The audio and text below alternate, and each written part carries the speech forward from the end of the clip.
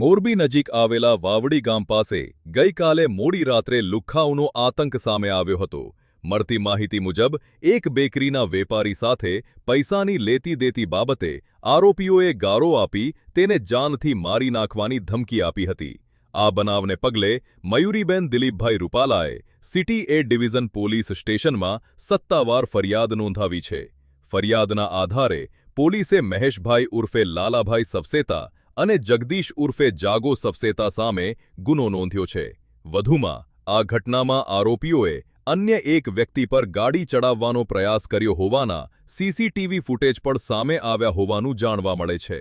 આ ઘટના બાદ મોડી રાત્રે સામાજિક અને રાજકીય આગેવાનો સહિત મોટી સંખ્યામાં લોકો પોલીસ સ્ટેશન ખાતે એકત્રિત થયા હતા, જેના કારણે તણાવપૂર્ણ માહોલ સર્જાયો હતો। આવ્યા હતા અને આવીને ગારું બોલવા માંડ્યા, મને કે દુકાન બંધ કરી દો કે। તો મેં કીધું કેમ દુકાન બંધ કરું? તો કે તને ખબર નથી પડતી કે દુકાન બંધ કરવાની? મેં કીધું ના, અમે તમે કહો તો કરી દેશું કીધું દુકાન બંધ। પછી મારો છોકરો જીત છે ને એને કહે કે તારી આગળ હું 30,000 માગું છું। તો મેં કીધું કે અમે તો વહીવટ કરી નાખ્યો છે, તો અમારી આગળ છે ને 30,000 રૂપિયા તમે માગો છો? તો કે પૂછી જો તારા છોકરાને કહે। તો પછી કે નિખિલ આગળ માગું છું। તો મેં કીધું તમે નિખિલ આગળ જાઓ કીધું?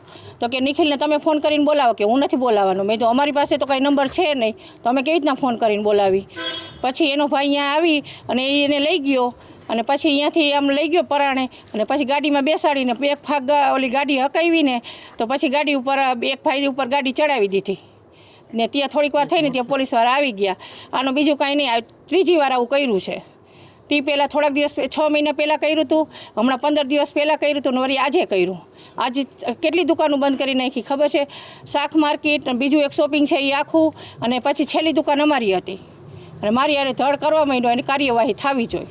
બીજી વાર આવું કોઈ ક્યારેય ન કરે ને ગામમાં વરઘોડો નહીં કરવો જોઈએ, કેમ કે આનો બહુ ત્રાસ છે। બધાય છોકરા રહ્યા ને બધાય બીવે છે, આ એક નહીં, આ જે બીજો નિખિલ છે ને એ બધાય બીવે છે એનાથી।